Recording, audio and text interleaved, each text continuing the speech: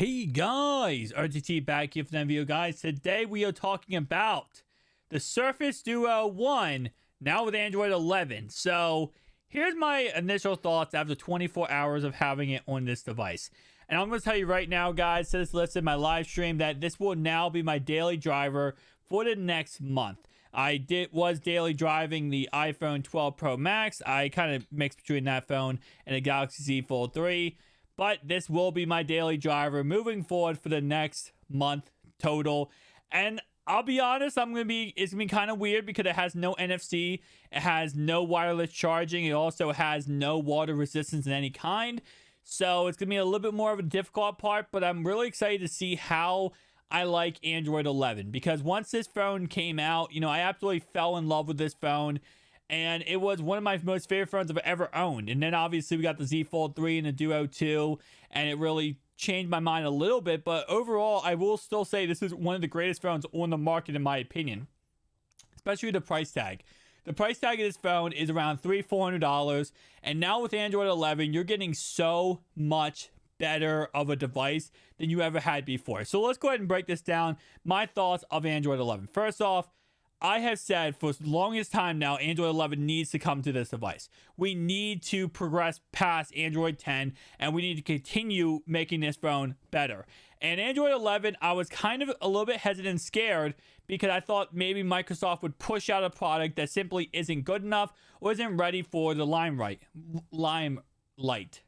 And I was completely wrong. I made a video yesterday or 2 days ago talking about the fact that we might get Android 11, but it might be kind of a rushed version, a crappy version. It was not at all. And after using this for a day, this feels so smooth. And this kind of feels like back in when it first came out a year or 2 years ago, actually no, a year and a half ago, that this should have had Android 11 to begin with.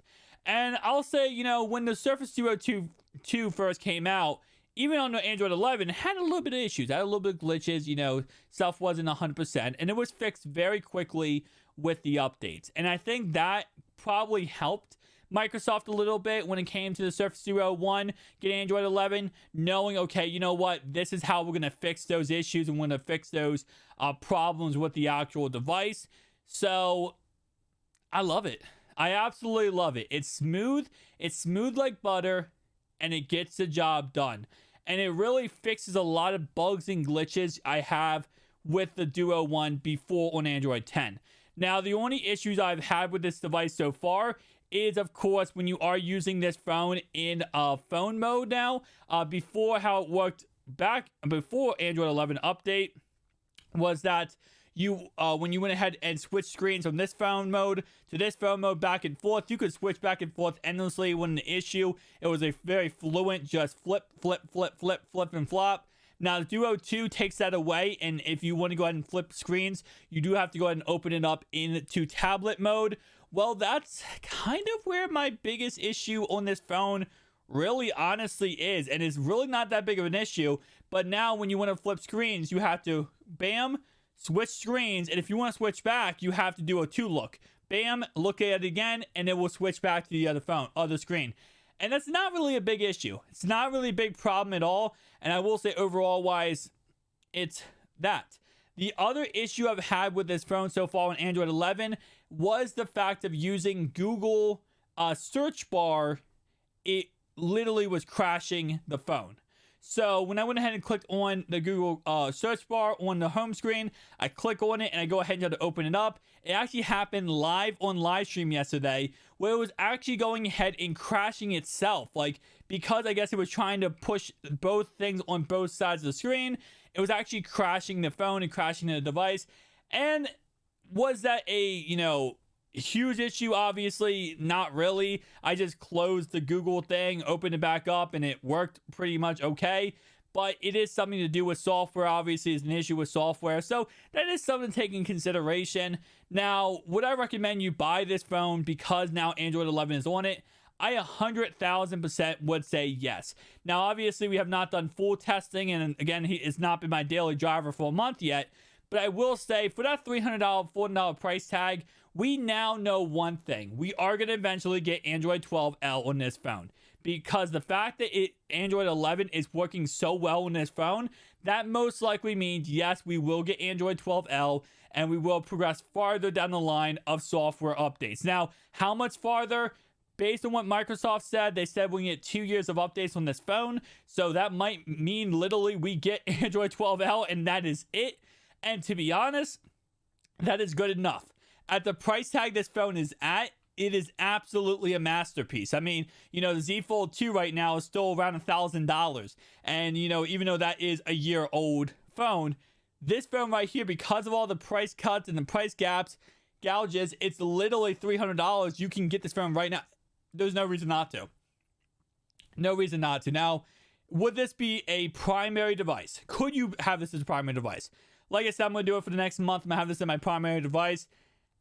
I would say no. I really do believe this is an amazing secondary device, and I feel like, this is a replacement for a laptop or not PC, but for a laptop. Instead of carrying around a laptop, carry around this, have a little mini keyboard with it, mini mouse, have it on you at all times, and I think that would be the best idea for this phone. I don't think this phone is going to replace your whole entire setup, and I don't think it's going to replace your flagship phone. Now, again, I'm doing that for next month, but I don't think this is a phone where you pick it up for $300 and this is now the phone that you replace your whole entire life with. Now, could you? It's very possible. The way you would have to go ahead and replace your flagship phone with this, so many times videos that you have to get a Galaxy Watch, and now that Galaxy Watch will have NFC. Not worrying about NFC on this phone anymore. Wireless charging, you can get MagSafe. I showed you guys in other videos before that there are MagSafes just like this that go in the bottom of this phone. And I think this is actually, this is micro USB, but they make USB-C, micro USB. And pretty much what happens is it goes in the bottom of your phone like that. And now with different options, like different charging pads, you can actually go ahead and, let me try not to have to smash everything, but you can jerry-rig yourself a little wireless charging pad that makes it a little bit easier and gives you a little bit more wireless charging. Again, I know there's a whole entire process I'm talking about just to get things that normal flagship phones have, but you also got to keep in mind you're spending probably $1,300 less for this phone right here than a Galaxy Z Fold 3, or you're spending $1,000 less than picking up a brand new Galaxy S22. So it's kind of that same concept where it's like you're like, oh, I gotta sacrifice A, B, and C, but you're also saving money in A, B, and C. So overall wise, I will say, should you pick this up?